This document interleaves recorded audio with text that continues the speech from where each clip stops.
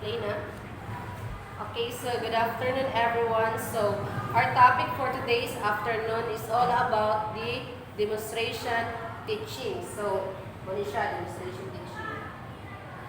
So, we were going to discuss about the individual teaching, the team teaching or the team or group teaching, and the micro teaching. So, first is individual teaching. So, an individual teaching is also known as one-on-one teaching. So, it is a personalized educational approach where a teacher works directly with a single student.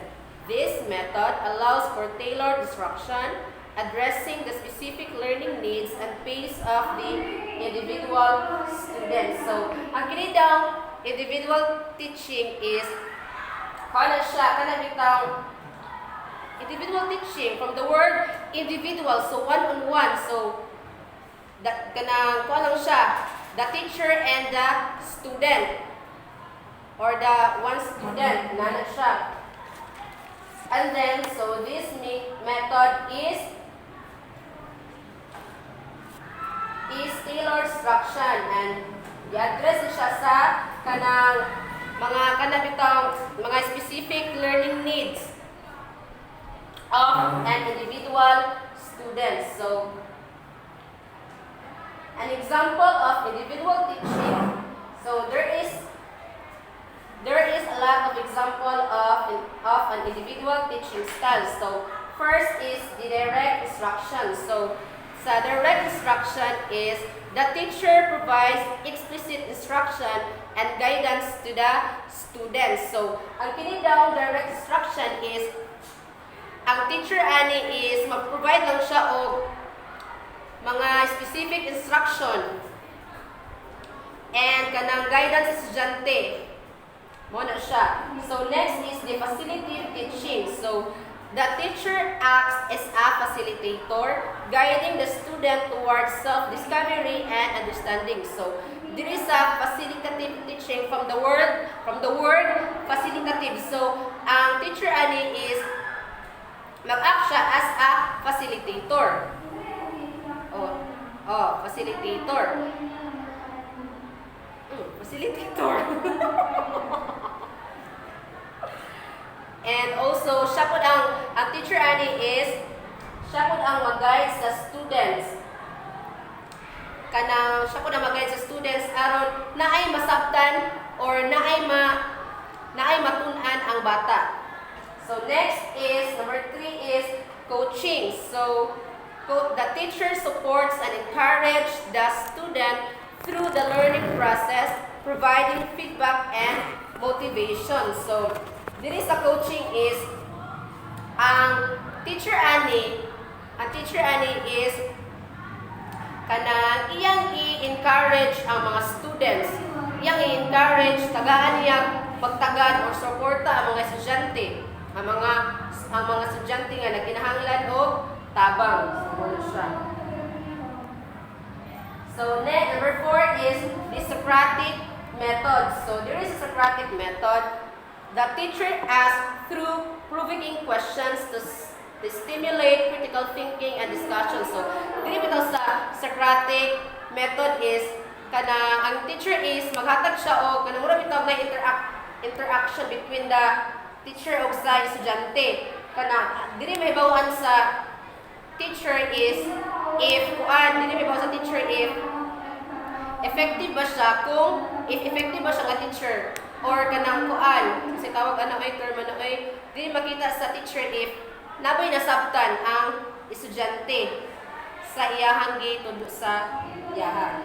So next is differentiated instruction. So that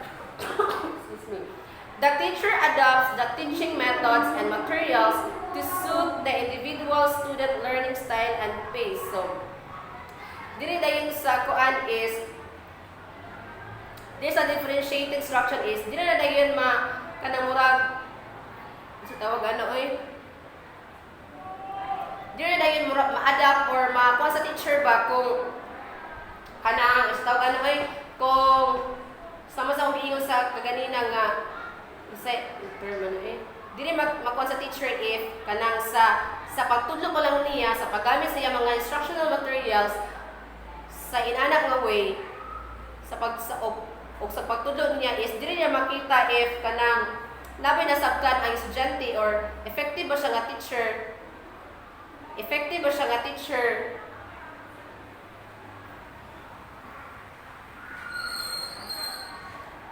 siya nga teacher kung or dili makakuha sa teacher kung effective ba siya nga teacher kung naay nasabtan ang mga estudyante. So, next is individual teaching lesson plan.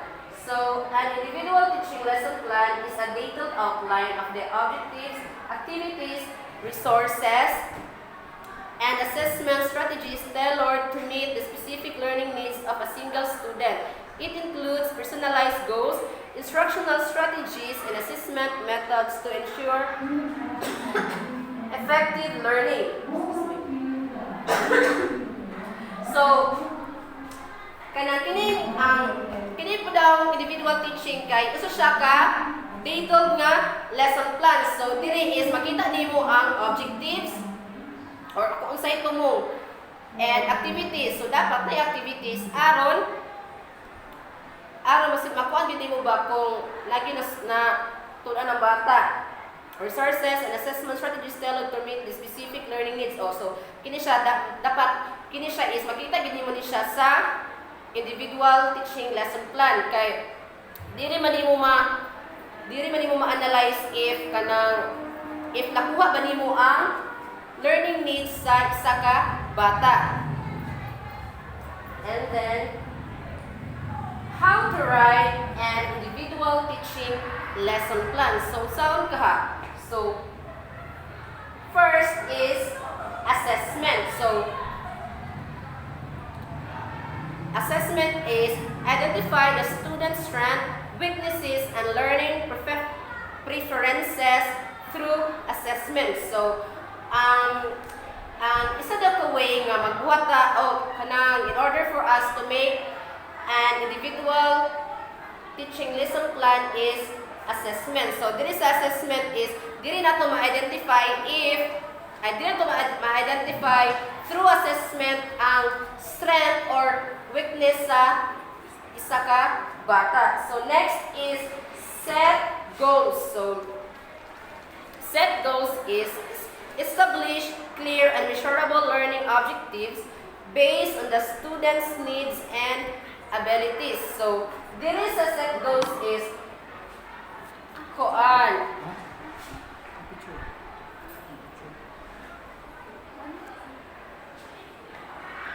So, diri sa set goals is diri na to ma-measure ang capacity sa isa ka bata. Diri na to siya ma-measure ang isa ka kapasidad sa bata if na ba siya if ang estudyante ang isa ka bata is nagkinahanglan ba o if the students needs and abilities. So next is plan activities. So plan activities, design activities that cater to the student's learning style, interest, and pace. So in making an individual teaching lesson plan is isa sa pinaka-importante is ang magplano magyudno. So we should always remember that this is one of the best importance in making a lesson plan. Kay through sa pagplano mo sa activities is diri man nimo sa pagbuhat mo ng lesson plan is dili mo makita if dili mo makita ang kapasidad sa bata sa paghatag nimo mga activities sa paghatag nimo activities diyan mo makita if nabaslay na tunan or wala or effective ba ka nga teacher o dili. So next is select resources. So Choose appropriate materials, tools, and resources that support the student learning goals. So kuan siya kanang dapat we should always remember that we need to select or to choose the appropriate nga mga materials or tools nga gamito nato sa pagtudlo sa mga estudyante. So next is differentiate instruction. So diri sa differentiate instruction is modify teaching strategies and content to meet the individual student requirements. So diri sa differentiate instruction is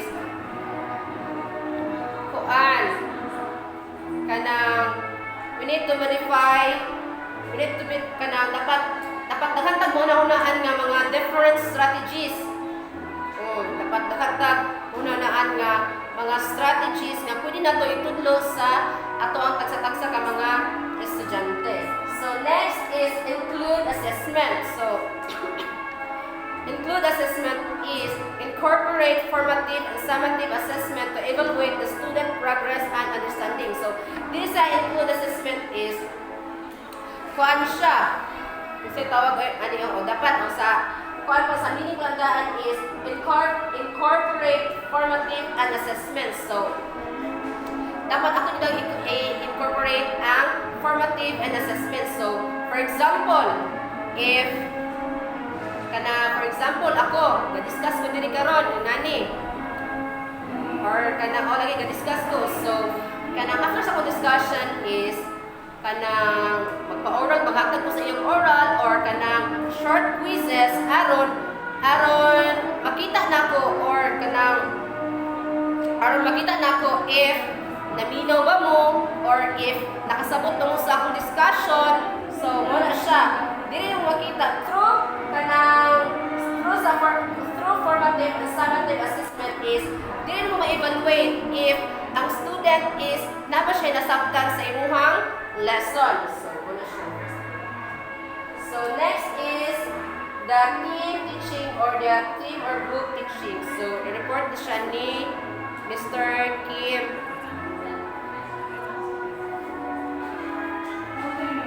I-post. Okay, good afternoon. Nalang Frank. Okay, good afternoon, classmates. So this is a continuation of report of Miss Polo. So team group teaching involves multiple educators working collaborative to deliver instruction to a group of students.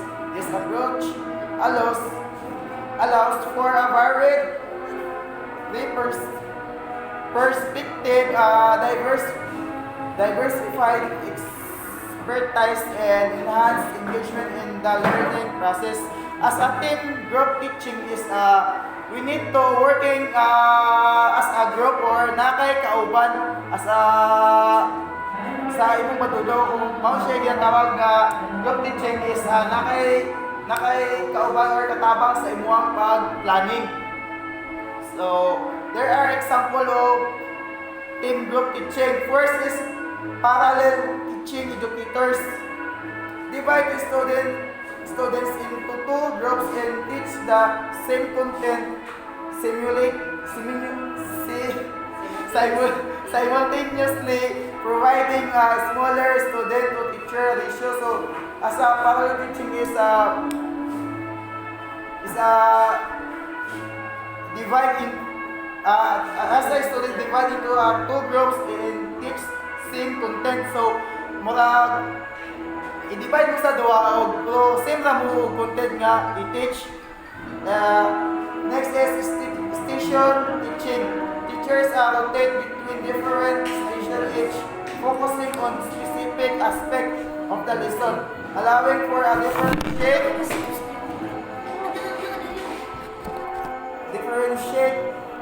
instruction. So station teaching is rotate between different stations. So we need to mag-rotate or magkambyo sa inyong position or sa inyong ginatuluhan. So the third one is team teaching. Educators co-teach the lesson and sharing responsibilities and expertise to enhance the learning. So sa team educators is to so sharing responsibilities or sharing ideas so we can to para ma-enhance yun ang inyong pagtudlo. So number 4, for examples are alternative teaching. One of educator works with a smaller group of students who need additional support while the other teachers the main lesson of the larger group. So alternative teaching is one of educators with a smaller group we need a support to sa uban nga ka group kumbaga sa gamay ko we need support para ma-handle dinagtaraw. So sa jigsaw teaching students are divided into groups. Each responsibility is for mastering a specific part of the lesson and then come together to share their knowledge. So sa jigsaw teaching is like for example sa group, so group is group today, so you need to magmuga specific or magbalance sa mag-sharing of idea aron makakuha ko siya idea sa PICAS group. So a team group teaching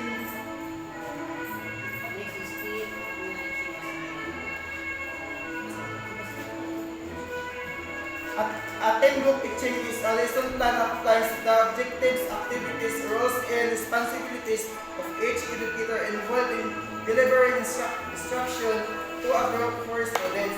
It includes coordinated efforts to engage students and facilitate learning and ensure a cohesive teaching approach. So, a team group teaching lesson plan is the objectives, activities, roles, and responsibilities of education involved delivery instruction. So we are coordinate and mag-efforts and engage students, facilitate learning aron mas madali gid nila ma-handle or matudlo og karong.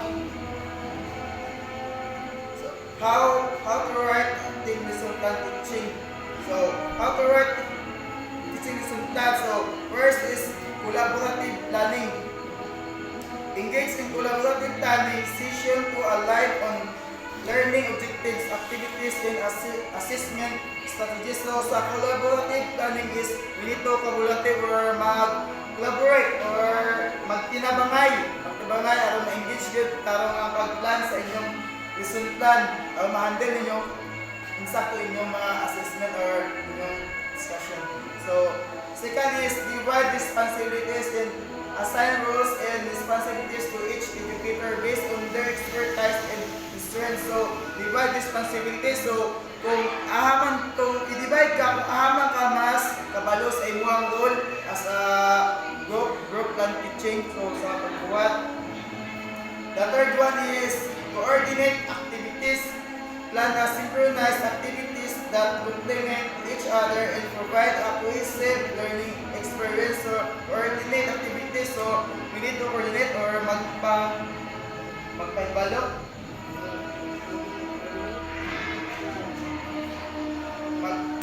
Magpaibalo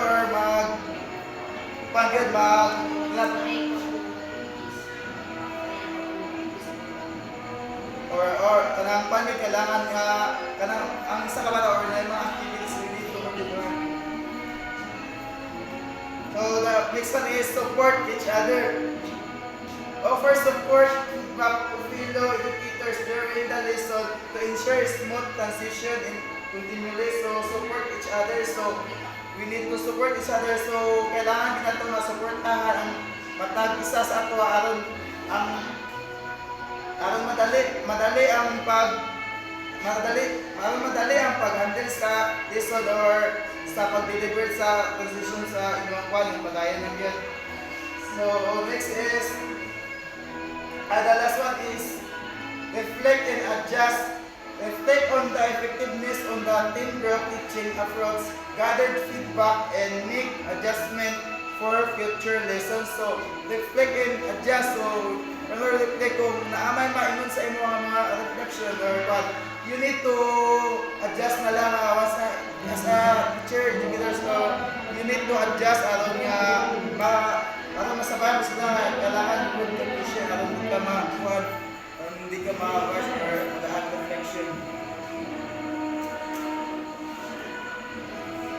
Teamwork teaching requires effective coordination, communication, and collaboration among educators to create a dynamic and engaging learning environment for students. So, sa teamwork teaching requires nga effectively. So, we need a coordinate communications and collaborations among educators. So, katugid siya mga atong tandaan kay aron nga mahaksay atong pag-team group teaching. My report is micro teaching. So example of micro teaching like mini lessons are the most popular form of micro teaching. It involves presenting a brief focus lessons on a specific topic or skills to a small group of students. It could even be just one student.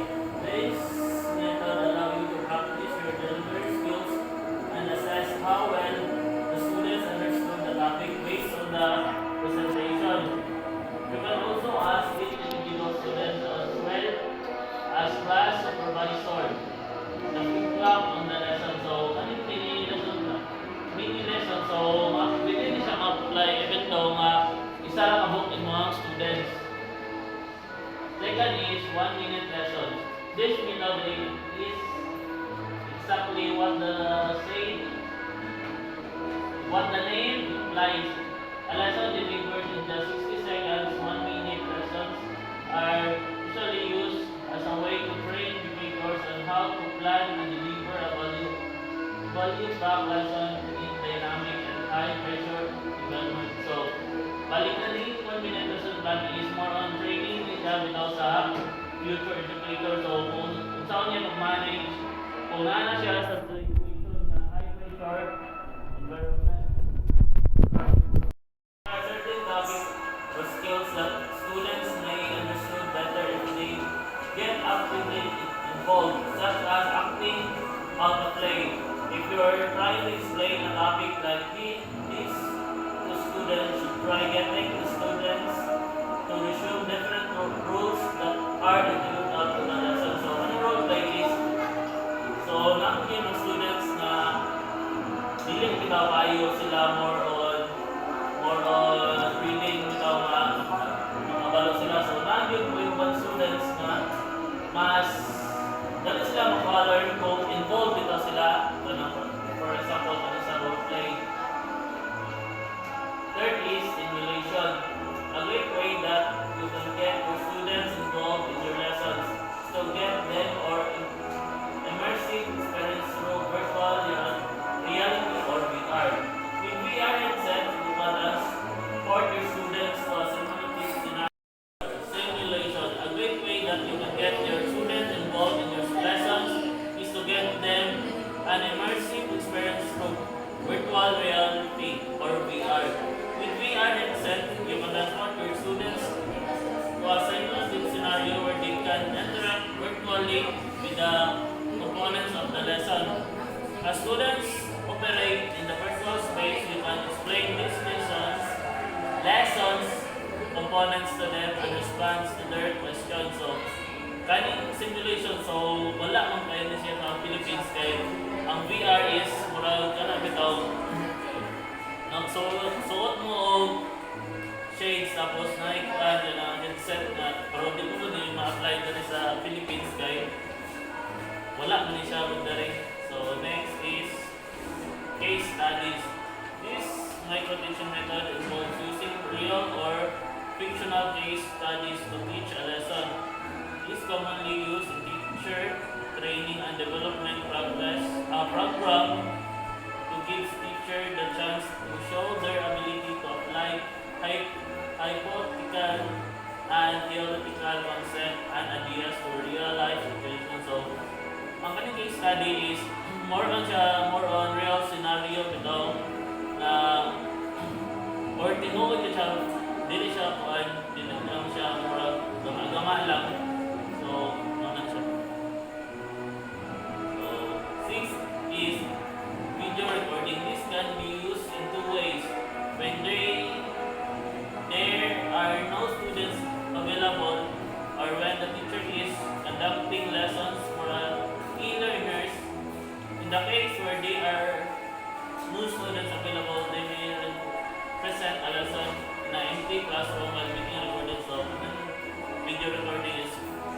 diya karon is video recording lang ay wala ang teacher. So, micro-teaching lesson plan. A micro-teaching lesson plan is simply a smaller version of regular lesson plan. It includes all the same elements that you can find in a regular lesson plan but on a much smaller scale. So, lesson plan yapon siya na-involve itong mga elements na nasa regular lesson plan pero mas iba bumbo or iba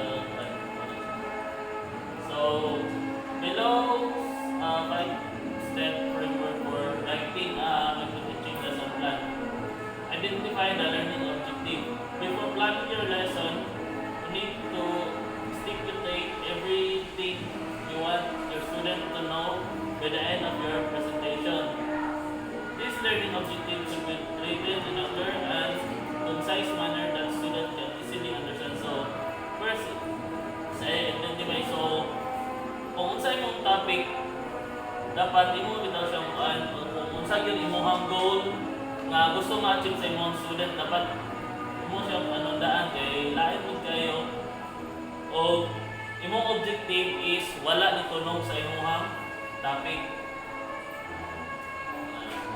Second is by the learning activities. When mapping out your micro-teaching lesson plan, you should consider the specific learning activities your student will engage in to develop the skills required to demonstrate an adequate understanding of the lesson. So, kung magkuhan ka na magkatagal activity mo na kawang iyong ganina nga, dapat incline siya sa imong topic, dili siya mulihis bitaw.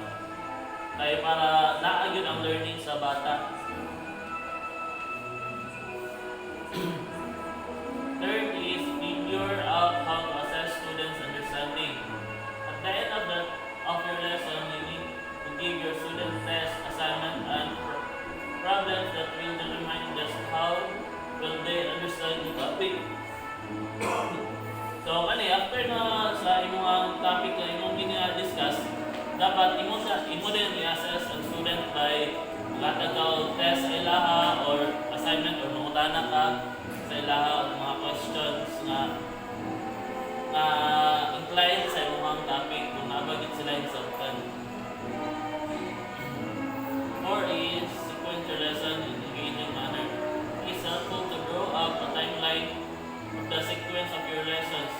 This allows you to keep to time and present your lesson in a smooth and engaging manner. So, sequence your lesson plan is dapat familiarize ka sa imong lesson plan. Kailangan din kayo kung mag-teach na ka, mag-demo ka, nasibag ka na sa imong lesson plan. So, time consuming kayo siya, dili siya applicable kung mag-teach ka.